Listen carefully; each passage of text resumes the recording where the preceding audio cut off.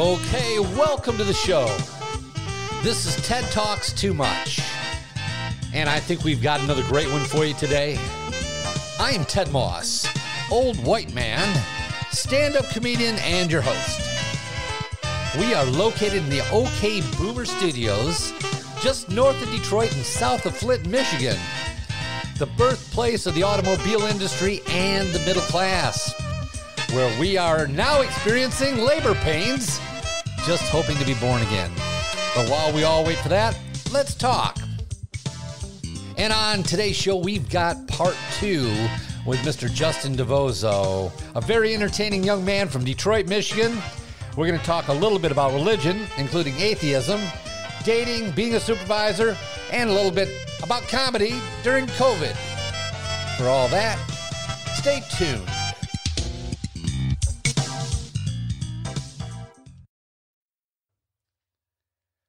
Hi guys, this is Ted Moss, and before today's show, I wanted to clear something up. I've had a couple guests on that have had kids or small children, and the conversation has turned to parenting, and occasionally I mentioned that I did write a book on parenting. It's called Look Out, I'm Parenting Here, a survival guide for the single parent. You can find it on Amazon.com. And it's not a read from front to back book. It's a quick reference guide. So if you're having a problem with a small child, getting them to go to bed or eat their food or behavior, it just gives you some little tips and tricks that I used that worked for me. And you can find it on Amazon. So Look Out, I'm Parenting Here, a survival guide for the single parent for parents of kids from the ages of 1 to 7. And if you're looking for a Christmas gift for your kids who are now having kids, it's an inexpensive way to give them something that'll show them some good old-fashioned parenting advice. So it's called Look Out, I'm Parenting Here, a survival guide for the single or busy parent on Amazon.com. And now that my little book promo is done, tell you what, let's get back to the show.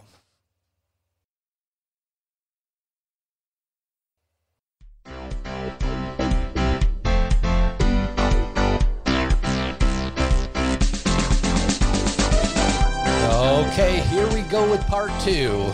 If you liked him in part 1, you're going to love him in part 2. This young comedian out of Detroit, Michigan. He's a bright fellow. Matter of fact, he's so smart, he let me do a lot of the talking. And since it's TED Talk Too Much, I kind of like that. So once again, let's give an OK Boomer Studio welcome to my young comic friend, Mr. Justin Divozzo.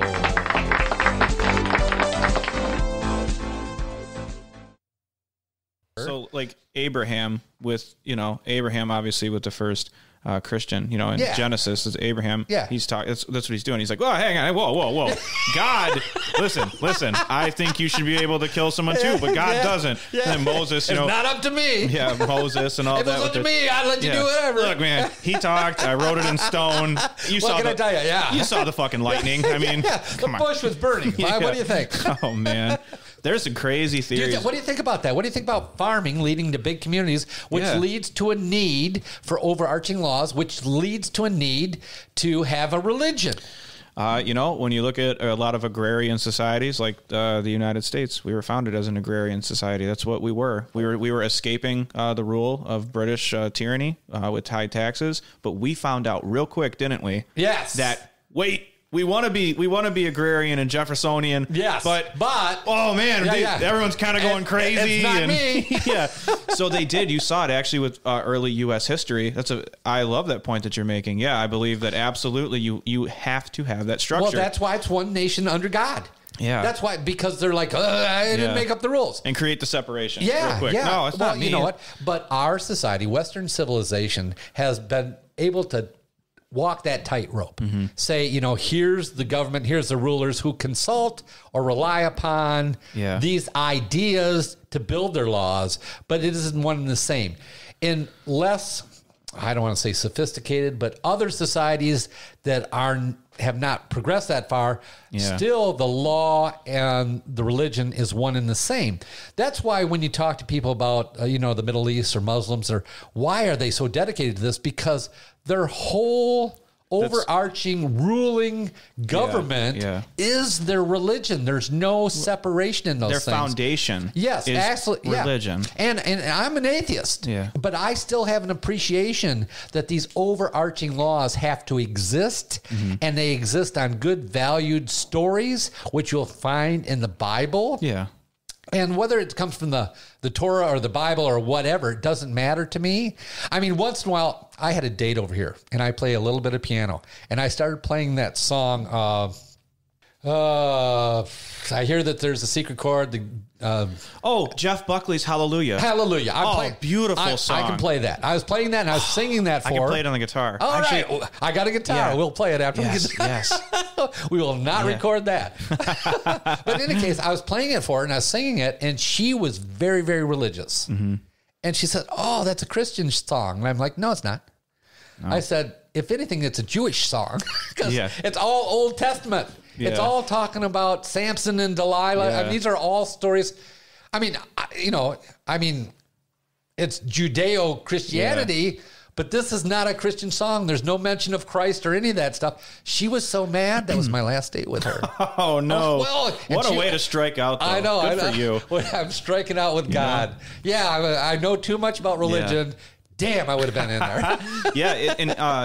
You like movies? You big into movies? See, when you watch a movie that's moving, like Forrest Gump or The Blind Side or The Green Mile, those aren't real stories, but they make you feel a way after that says, "Wow, I like that. I should mold my foundation because that's a good way to live." And that's how I see stories of the Bible, is that they're not true, but they are good stories that are supposed to motivate you to be a better person. Well, they're also like music, that they resonate with you on a level that you don't even understand. They're talking to something that you have an understanding of, but you're not consciously aware of. Yeah. So if you hear a story that tells something that you identify with as your life experience, or you can feel that it's real, even if you haven't had that specific experience, then that resonates with you. So good stories, good movies, even music. Yeah. Why is music so appealing? It resonates. It hits these frequencies that resonate with you. And stories that are true, or stories that hold the human experience truth in them, will resonate with you. And it's good to remind you of those things and bring them to the fore. And it makes you actually more conscious of those, maybe lessons. I don't know if that's a good word, but I think it's good for you. And I think that's why the stories are good. I think that's why religions are good. It's just people that get so wild and they want you to be part of their religion at their level. I mean, I love talking religion. Yeah. If I have the people that come to the door. Yeah.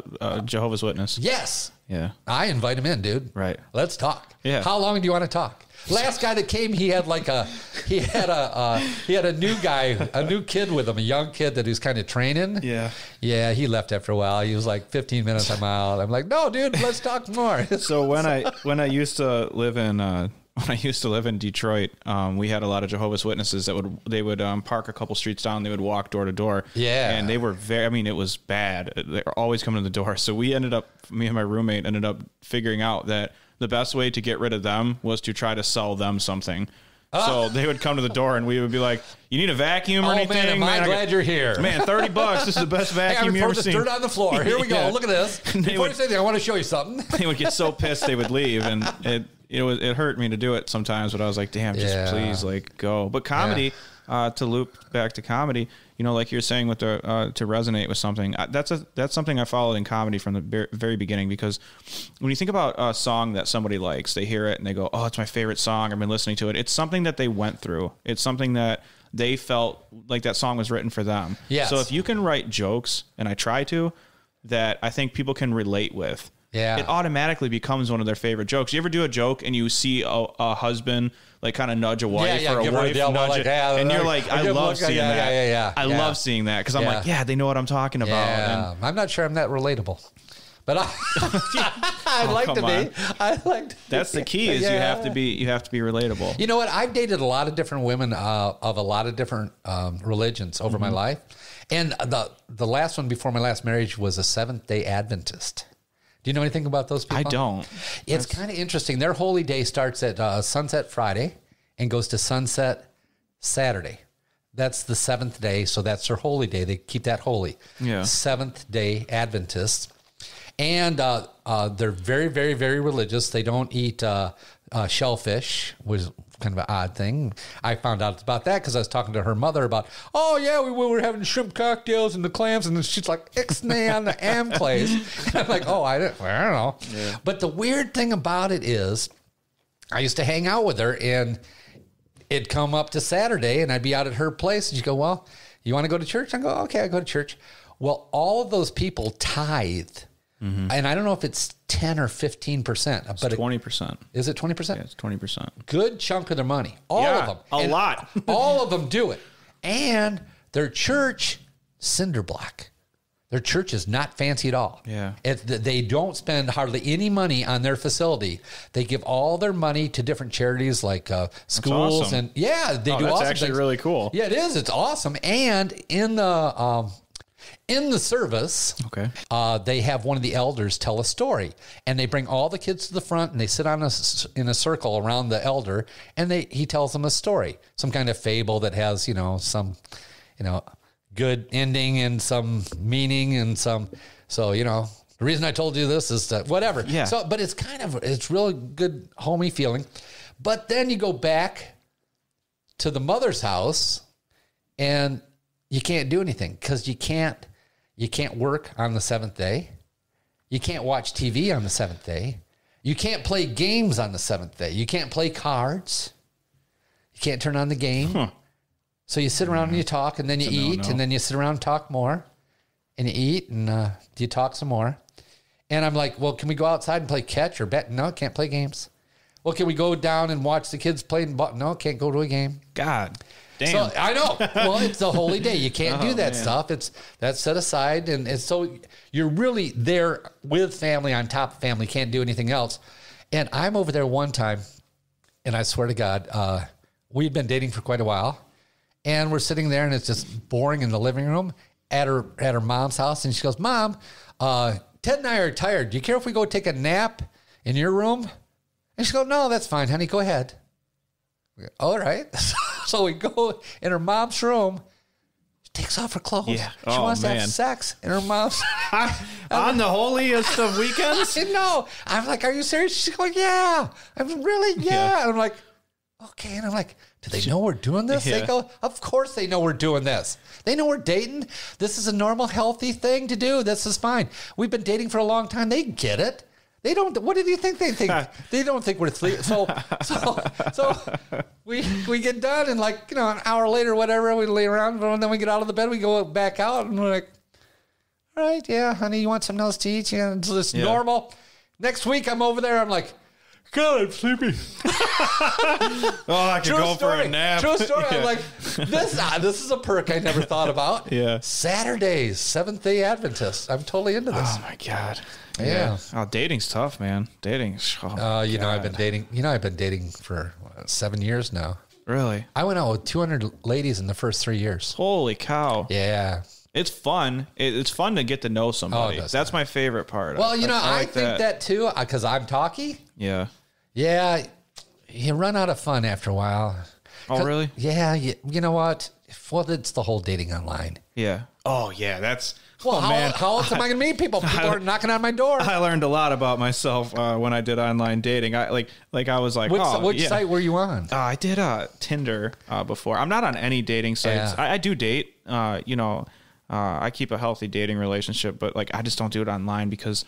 How do you meet girls? Well, I'm very talkative. I have a lot of friends, and I am always busy. I'm always doing something. So if it's not, doing comedy shows, I'm active, anything, a lot of friends, a lot of parties. But not on Tinder. You're dating, but not on Tinder now? Yeah. So, I don't do any online dating now. You were saying, how do you do it if not online? Well, just from hanging out with friends, parties, going places. I have no friends. Dude, I'm 68 years old. How do I meet somebody? What would you suggest? I used to take suggestions from people, definitely. But the suggestions got so lousy, and you know me kind of. Yeah. Yeah. How do I meet somebody? Activities, man. Do you do anything? Are you part of any clubs? Any? No. No? I think that's the best way to do it. Because then you're like, club? It sounds so fucking stupid. That sounded so much dumber when I thought about it. I'm like, the fuck am I, like a PBS special? No, I don't know. Yeah. Get out there, Ted. Join a club. Yeah. You know what? I actually tried a couple of those. I actually joined indoor golf league one winter. Yeah. And you hit against the screens, and they have a league, and single people can show up and do it. And I showed up, and there was a bunch of assholes in the league and a couple ugly women. And I thought, I don't want to do this. Yeah. I actually went to one of those meetups where they had older people dances. Yeah. And I couldn't believe it. I got there was like 500 cars. There was probably almost 1,000 people inside this dance. Cow. But most of them came with dates, and most of them were old. And you know, when you start going to senior citizen dances, because I'm over 65, so there's ladies there that are 80, dude. Whoa. Well, can you even imagine me with a woman that's 70? I'm going to wear her out. Can you imagine yourself with someone who's 70? That's the question. I can't. Actually, I got a gal I went out with a couple times. I'll probably see her again. And we get along pretty well. It's kind of awkward. Why? I've never dated a girl who was in a financially stronger situation than myself. Oh, wow. So I happen to like that. Well, I don't know. I don't know how I feel about that, because I'm in a situation where I'm retired and I do things I want to do because they're fun. I'm not splurging. I'm not making a lot of money. I mean, if I do stand-up comedy, like next weekend, I'm getting a couple $100. Yeah. It's not any money to live off. Right, but it's fun. You get paid. Well, it's fun and get paid a little bit. It's really no income is what I'm saying. Yeah. So I'm basically living off my savings and Social Security. And so I think, all right, this woman likes to travel, and she goes on trips 4, 5, 6 times a year. She hangs out with celebrities. Wow. Yeah, I mean, she's friends with Lionel Richie's daughter. Oh. Or is it Lionel Richie, somebody else? She was on set with Tom Cruise and hung out with Steven Spielberg. She knows, I mean, she just knows famous and wealthy people, and she travels these places, and she's, she's just got a lot of money. So the question is, if I date her seriously and we become a relationship, she's still going to want to go on trips. And I'm going to have to say, look, here's your choice. You can go, and I'm good with you going alone. I have no problem with that. I'm good alone. Yeah. Go ahead. Have fun. I'm not worried about it. I've had a beautiful wife. I don't have a jealous bone in my body if I'm in a relationship. So I'm good with you going for any reason. But if you want me to go, I'll go on one trip a year. I'll cough up $2,000, $3,000, $4,000. I'll pay my portion. But if you're going 6 times a year, you're buying my ticket. Yeah. Which is a weird situation for me and a guy. I've never been in that situation. Yeah. I travel a lot with my family. I've always bought all the tickets, all the hotels, and we went to nice places. We went to Hawaii and Pebble Beach, and we traveled around the world. Took my kids to Mexico a number of times. Whatever, the islands. But I'm not in that situation anymore. Yeah. And I'm good with it. I mean, I have comfortable furniture, and I can eat pizza every Friday from now till I die, as long as I die by the time I'm 90. You know what I mean? Yeah, ladies out there, if you are listening, Ted has a freaking gorgeous house. This house is it's one of the nicest house. I think it is actually the nicest house I've ever been in. Oh, come on. No, I'm serious. Well, you know what women like? You know what senior citizen women like? Ooh, tell me. And I just discovered this. Honestly, I did not know this. They like men with good appliances. Oh, they're like, oh, this fridge has it's not just an ice maker, it's a touch screen. You ought to see Ted. He's Samsung, man. He's all LG. Yeah, I want to do something on this planet before I leave it. Yeah, but what? You could do a little bit of everything. That's what I'm doing. I know it. That's what I'm doing, man. That's what you're doing. You're dating, too. A little bit of everything. I'll do this, a little bit of that. Yeah, it's hard to find somebody compatible. The older you get, the less they're compatible. Yeah. Because the pickier you get. So I'm kind of like, I just don't care a lot, and I hate to say that. It's not like I haven't met nice people. I have 2 beautiful daughters. It's just, the one is very good looking. They both are actually. Yeah. Very, very beautiful. But I just, I'm similar to you in the sense that I just don't want the games. Like, I don't get jealous, really. I used to when I was younger. Oh, my God, I was the worst. Really? Oh, my God, yeah. I used to be really jealous and controlling, and it drove that person away. And, hey, you know what? And was this like high school or after high school? Right out of high school, yeah. Was it because you were insecure and jealous? Yeah, she was so much better than me.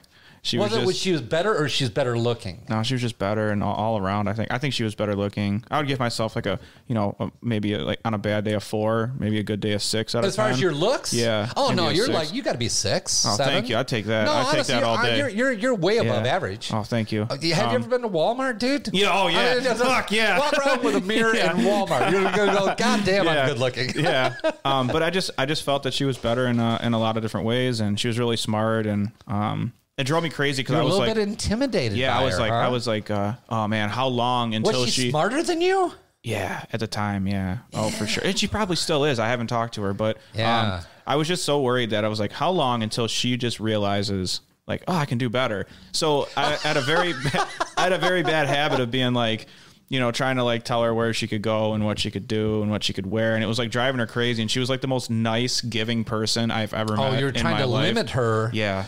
So you were limiting her selection. Yeah. Because I was scared that if you're fencing her in. Yeah. Exactly. So, and, I didn't realize it till later on. That's how you get rid of them.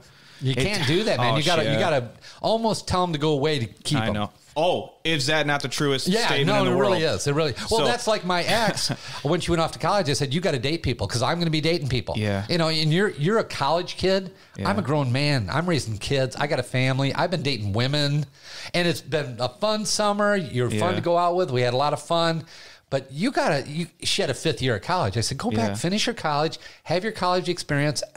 I'm going to do my thing. And, if it works out, we see each other during the year or after, that's fine. But don't lock yourself down. Yeah. Well, I'm dating somebody. So I don't want to be that guy. Yeah. And besides, if I see somebody that's fun, I'm going to say, hey, you want to go out to dinner? Yeah.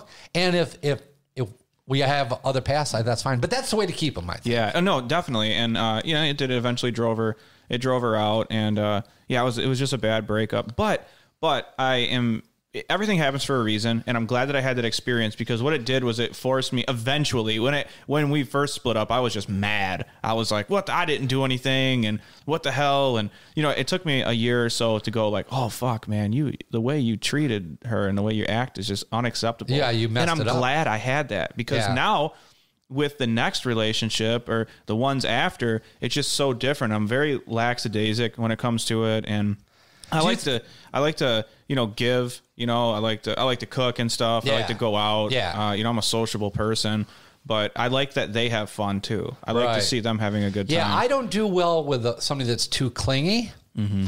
If I go to a social event, I'm going to walk around and talk to people, and I might do that for an hour or 2 hours. Yeah. If you're uncomfortable with that, you're going to have a hard time with me.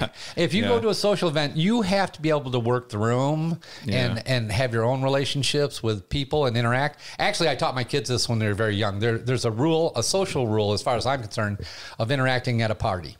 And that is any 2 questions somebody asks you has to be answered with a question. For instance, if you come up to me and say, what's your name? Mm-hmm. How do you know Henry? Yeah, I'll answer those, but I am required by etiquette to ask a question back. Yeah. Say, and what do you do for a living? Yeah. It can be on a different topic, or how do you know Henry, or whatever. Yeah. It's just polite. And if you're going to just stand there, you're going to have a hard time at these social events, and that's not a good match for me. So to find somebody that is self-confident enough to let me roam and to let them roam. But you know what I want to ask you, though? Mm-hmm. Because you're coming at it from a lot younger age than I am. Mm-hmm. Do you think that men inherently look for something different than what women look for? Yeah. I actually I had a whole joke I used to do about this, but it was based on something you believe to be true, right? Yeah, okay. Definitely. I think my philosophy on what men look for is that we're fucking lazy. I don't think me and you and not the general public. I really think that me and you are very similar in the sense that we're independent. We like to do things on our own. We're okay with being alone for an afternoon. We're confident and can carry that on. But a lot of men will settle for something because, like, you ever hear some guy who's just like, you know, he's like, oh, my wife's a bitch and we're not getting along. And it's like, and then the next day he's like, oh, she packed me lunch, you know, hey man, you know, you got someone packing like these fucking jackasses. I have friends who haven't had sex with their wives in a year. Yeah. Oh, and I'm like, really? Yeah. Really? Yeah. And yeah, she's not even talking to me the last 2 weeks. Yeah. I'm like, really? Well, but I got to go home and feed the cats for it. I'm like, really? Well, they just name stupid shit. Like this guy at work does that. He'd be like, oh yeah, well, you know, I got this. Like, okay.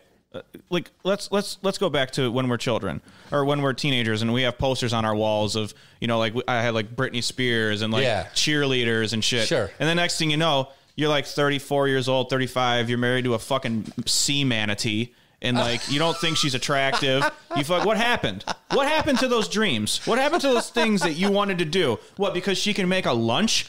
Because you're going to tell me that a fucking ham sandwich was worth, I can make a sandwich. Oh, she cooks so good, man. I can cook good.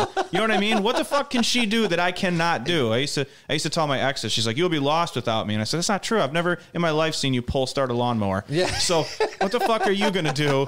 You know, and it goes to both ways for women. When women are younger, they fantasize about that perfect man and that their wedding day and like, you know, Gerard Butler and all these attractive men that they see. And then they're 30-something years old, married to some dude that looks like a cow, and he fucking treats them like shit. But they're like, well, you know, I don't have to worry about retirement, and I don't have to like. It's like, why do we settle like that? Why are the things we're looking for not those original principles that we started with? Do you have an answer to that?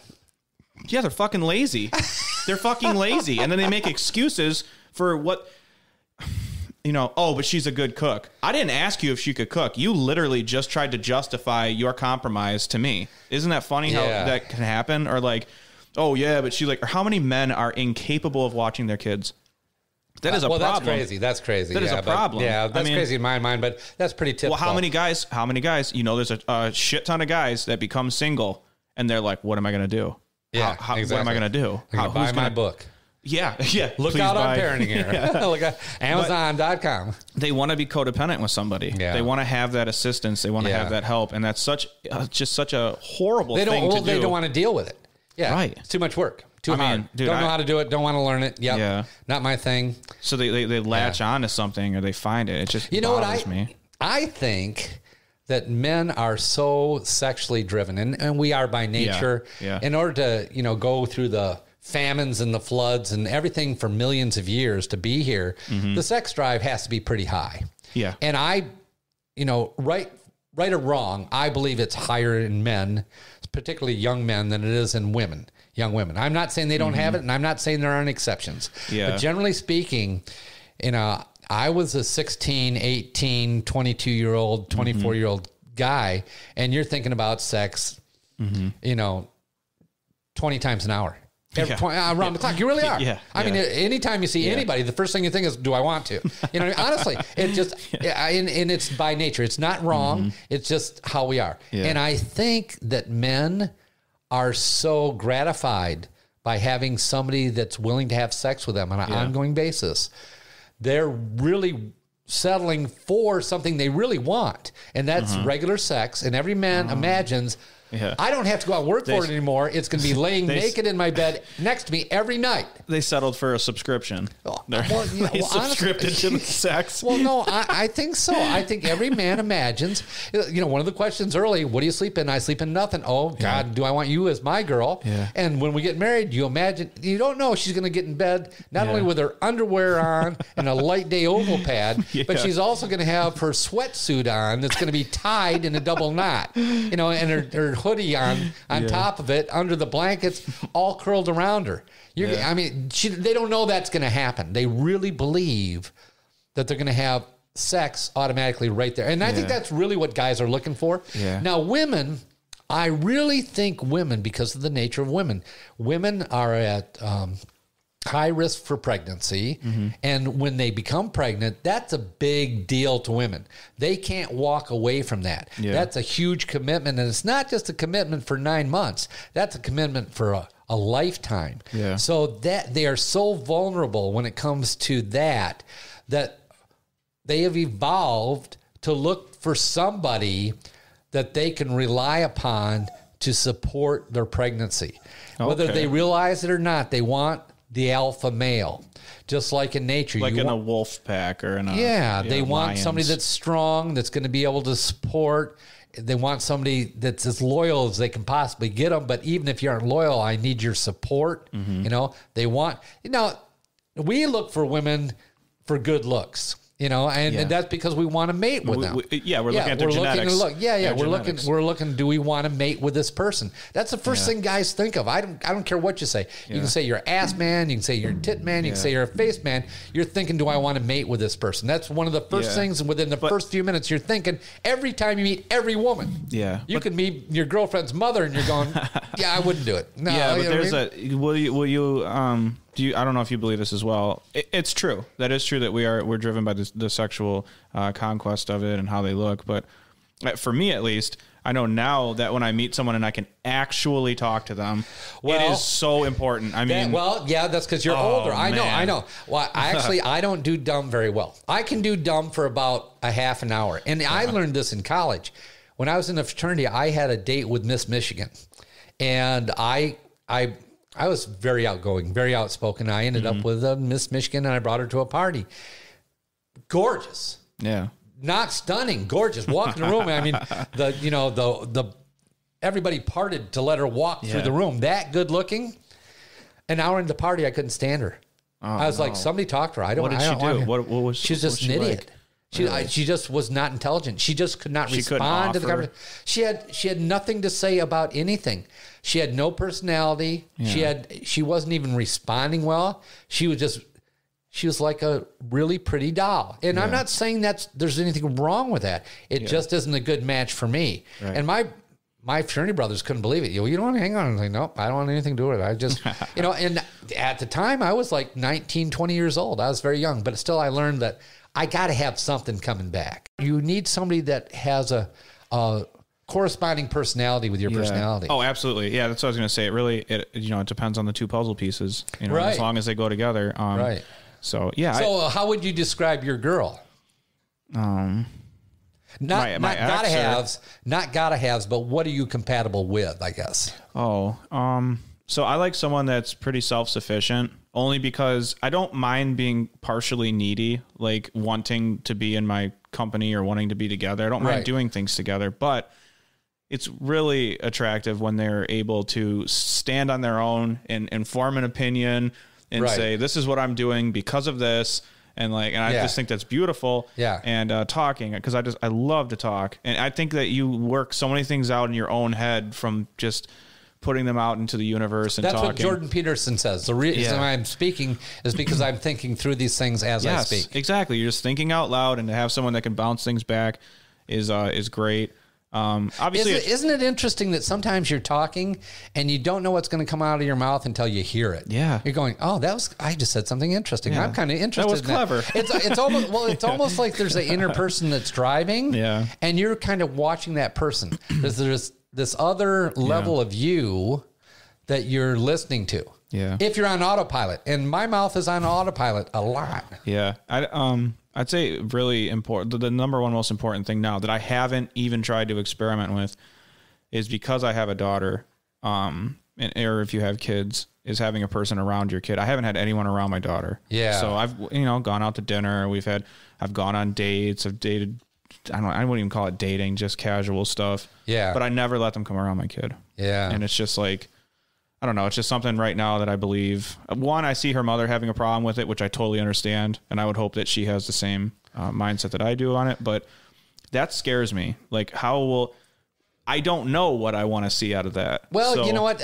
Kids that age aren't going to think of anything sexual. They're going to just think you're friends. There's not a sexual thing. It's just like, here's another person. Yeah. And you aren't saying that this person's the most important person in your world. Yeah. It might be like a cousin that lives in South Carolina that stopped up for a week, and you see him for a week and never see him again. Yeah. They don't know that people don't come in and out of your life all the time, and that isn't a normal thing. So they have no social backdrop to judge you against. Yeah. So it's like running into a teacher that works up at the school. Oh, how you doing? Yeah. And you see him, and then you don't see him for months. Kid's not going to think anything twice about that. That's true. I hadn't actually really thought of that. Well, they don't have the social backdrop, I think. So I never had a problem doing it. I think the most interesting part is once you get into a relationship with somebody and you get married or they move in or whatever, where now you're a couple and this person is there with your child, then the problems start. My problem was resolved really quick. My arrangement with my second wife was these 2 kids I'm raising, which were then 8 and 10, are not your responsibility. You don't have to do anything for these kids. I mean, you have to be polite, obviously, but you don't have to pick them up. You don't have to drop them off. You don't have to attend their games. You don't have to cook for them. You don't have to do anything you don't want to do. They're not your responsibility. However, if you choose to do something, I welcome that, and I think they would appreciate it, but that amount is up to you. But if you decide to be involved at some level where you're telling them what to do and what not to do, I have your back. I'm going to agree with you 100% until we go in the bedroom. In the bedroom, I might say, look, I really don't want to do that, but we're always going to be a united front. I'm never going to correct you in front of the kids. I'm not going to tell them you're wrong. I have to have your back. She was 12 years younger than me, and my kids were 12 years younger than her. Oh. Yeah, so that was kind of interesting. And the nice part about that was she gave me a perspective or some insight into their thoughts or positions on certain things that I didn't get. Because she wasn't that far out of high school when the kids were going into high school and having high school problems. And she's going, Ted, don't you remember when this? So she softened me a little bit with my kids, where I was a little bit harder and firmer. Also, she went to the same school they went to. Also, no shit. Also, she was a teacher at their school, which they were not thrilled about, having their stepmom. But she was so cute that their friends were calling me the Mac Dad. Because she was a popular teacher. She was a very pretty teacher. She was very popular, very nice. But I thought we had a great relationship with the kids because she softened me. She made me a better parent. She made me younger in my view and my perspectives. Like if you married somebody or got with somebody that was like 10 years younger than you, they would have a different perspective on what your kid's going through and a better understanding of their environment, and it would help you. Yeah. Yeah, definitely. I can see that. Yeah, because you're just you get out of touch. Like I'm out of touch to someone that's 10 years younger. You are. Yeah. Oh, at my work, I'm a supervisor, and I got kids that work with me. 18. One of them's 18. The other right one's out of 20. High school. Yeah, and then I have people that I supervise that are in their 50s, and it's crazy. But these kids talk, and I'm 30. I have no fucking clue what they're saying. I have not a fucking clue.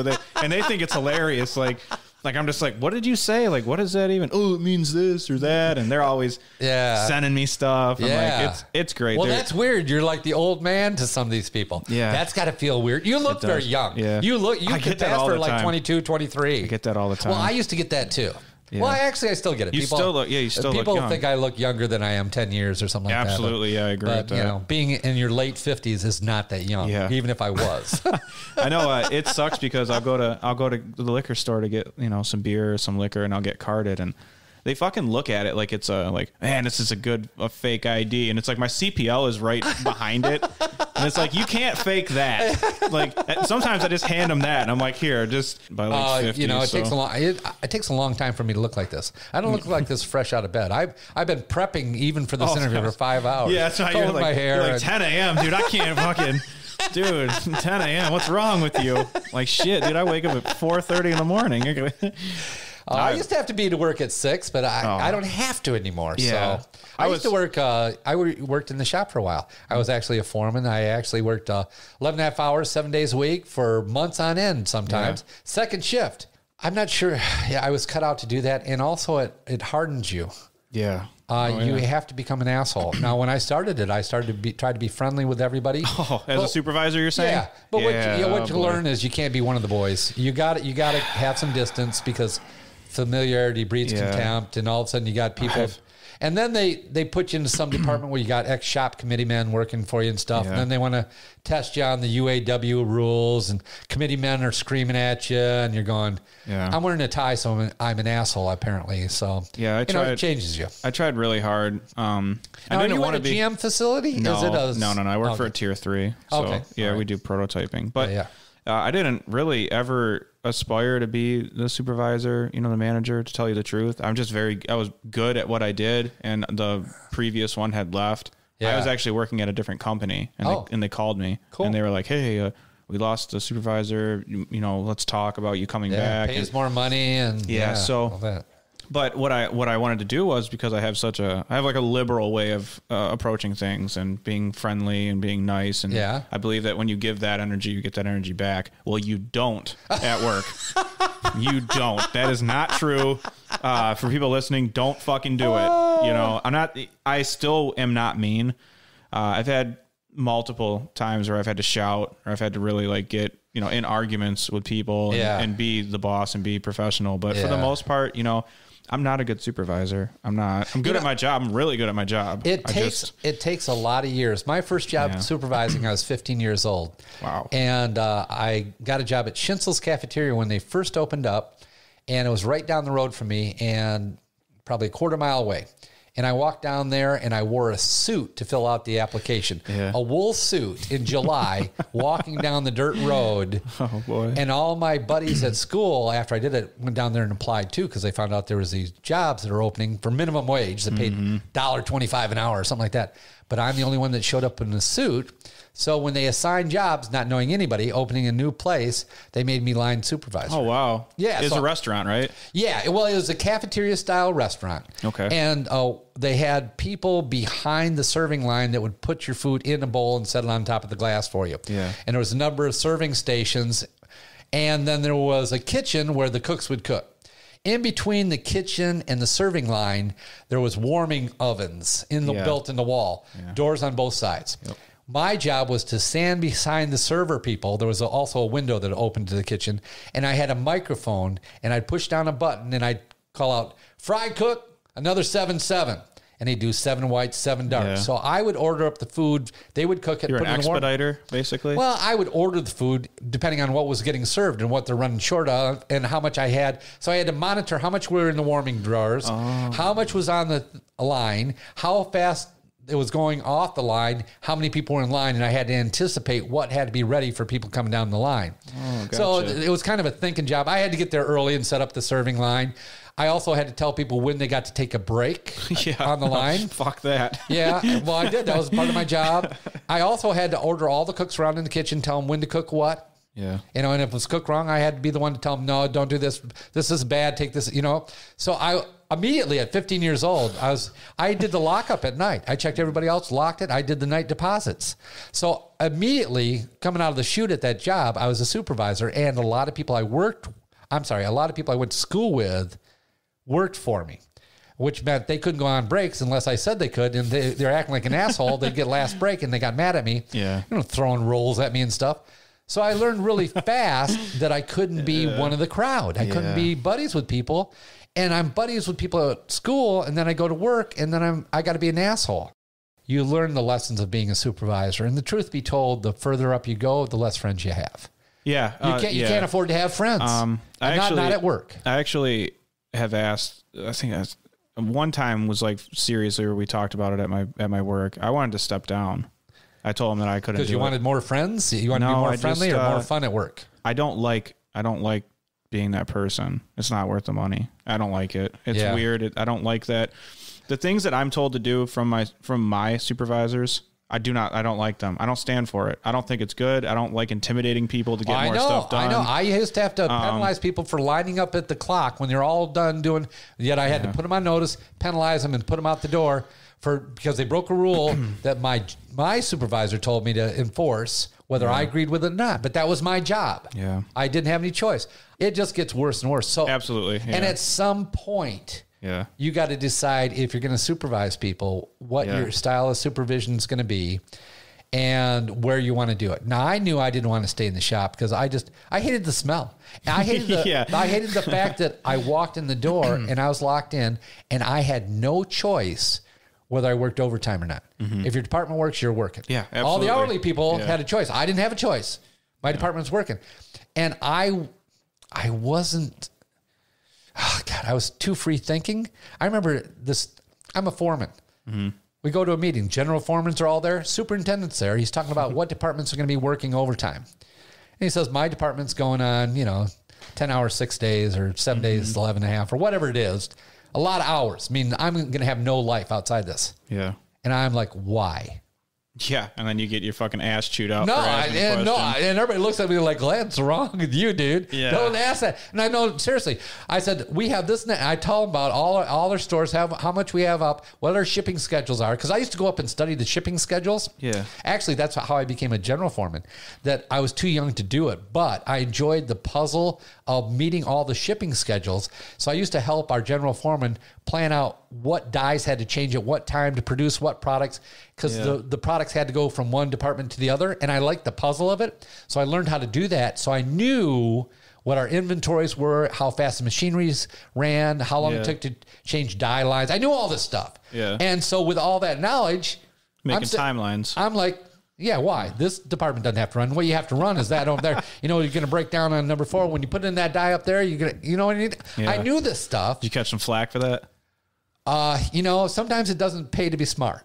Yeah, no, it doesn't. You know what? And you find that it's true that people are promoted to their level of incompetence. If you're really good at something, they'll promote you and they'll keep promoting you until you can't do the job and you stay there. Yeah. So there's a lot of people that are at their level of incompetence. They're not quite good enough to do this job, and they're not promoting out because they're never smart enough, but they never put them back down. So you're dealing with a lot of that. And when I was there were a lot of general foremen who were promoted to that level because they were big and loud and mean. Yeah.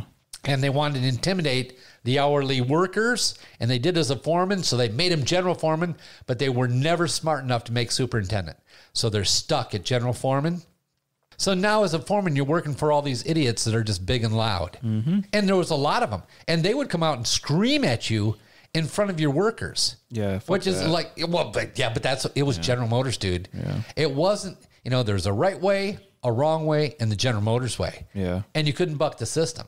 And if you brought anything to their attention, it could be a great idea. If it hurt somebody's position or jeopardizes somebody's reputation, it was going nowhere. And that's why they were inefficient. And that's why, they had the troubles they had because they were an antiquated system. It's like, and I know I'm talking way too much, but it's like all businesses. Second generation owners of business normally fail. A lot of businesses fail, 80%, 85% fail. But even successful businesses, when they pass them on to kids, they fail. And I'll tell you why. The original owner was an entrepreneur. He got in business, and half of being smart is knowing what you're dumb at. And he'd go, I want to do this. I'm kind of doing this. I'm doing the best I can, but I'm very flexible in how I do this until I figure out the right way to get it done. So he is modifying and changing and adapting to the market, and the market doesn't respond to this. He does this, and that's the guy who builds the business. Well, he came up struggling, and he's willing to do whatever it takes. His son came up a little well off. Yeah. Yeah. Now his son joins the company because he's too lazy to do something else or isn't smart enough, or who knows, maybe he even has an honest interest in it. He gets into the business. He watches what daddy's doing for 5 years. Then daddy tries to step away. I'm going to do it the way my dad did it. Yeah. It has nothing to do with the market. And you know what? The one truism about business is they always change. No business stays the same because no customer base stays the same. Yeah. You have to be flexible. Yeah. Same with comedy clubs. You have to change what you're doing because the market changes. And if you don't change, you die. So what these kids do, second generation owners of business, they do what daddy did and justify it. They make a lot of money, take a lot of money out because that's what daddy was doing at the end. And they do that until the business dwindles, dies, and he goes bankrupt. That's true. And the business fails. Yeah. But you have to adapt to what's going on. Even at the top, even if you make it to the top of your business, you have to evolve. You have to try some things where you might actually lower how well your business is doing to try something new, because once you establish what you're doing, everybody can copy it. So the object of the exercise is to subtly keep changing things people wouldn't expect you to change. And when you change, your existing customers are going to scream. They aren't going to like it. I want you to do it the same way. It's like people, they want the forest to stay the same, so they never deforest the thing. Well, eventually trees die, fall over, make teepee shapes, get dried up, and they frickin' burn down. Yeah. So you have to evolve. You have to make changes. Yeah. Because it's never gonna be the same. Trees are gonna be taller, trees are gonna be thinned out, or trees are gonna be gone. Those are your choices. Yeah. Change is gonna happen whether you want to or not. Yeah, definitely. That's a long story about nothing. I'm so sorry. Adaptation, man. It's not the strongest species that survives. From what women would be a good match to me giving you a lecture. Yeah, I enjoyed it. I'm so sorry. Yeah, I'm all ears, man. I'm cutting that out of the show for sure. I'm all ears, man. Nobody's gonna ever hear that shit.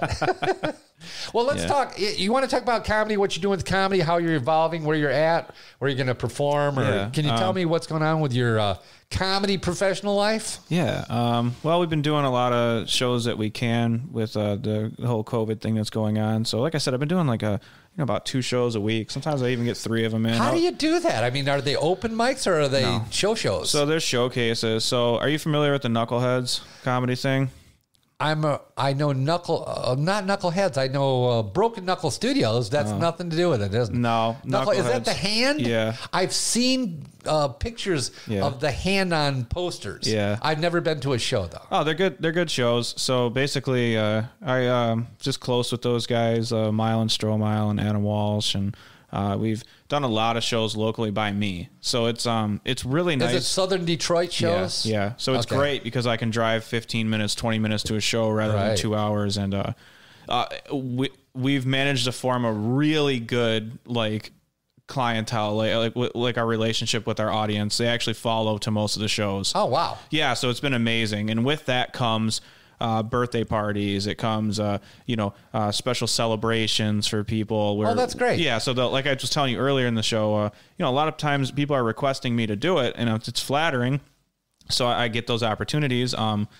I was hosting an open mic for a while. I didn't enjoy it at all, so I stopped doing that. I did one last night. It was terrible. Yeah, I can't. I don't like open mics. I hate it. You're What's the point? Five people and 12 comics. God, and I know the comics aren't laughing. No, the 4 or 5 people are embarrassed to laugh because they don't know if they're supposed to. Well, you're telling jokes into the ether. You can't gauge any of this. If you have new material, it's very important that from the point of creating it in your head and writing it down, you immediately try it. But you have to try it where there's an actual audience. Yeah. So you can't go, that is one of my biggest pet peeves about those fucking diehard stand-up comedians is like, open mics is where you grind and you get it done. No, it's not.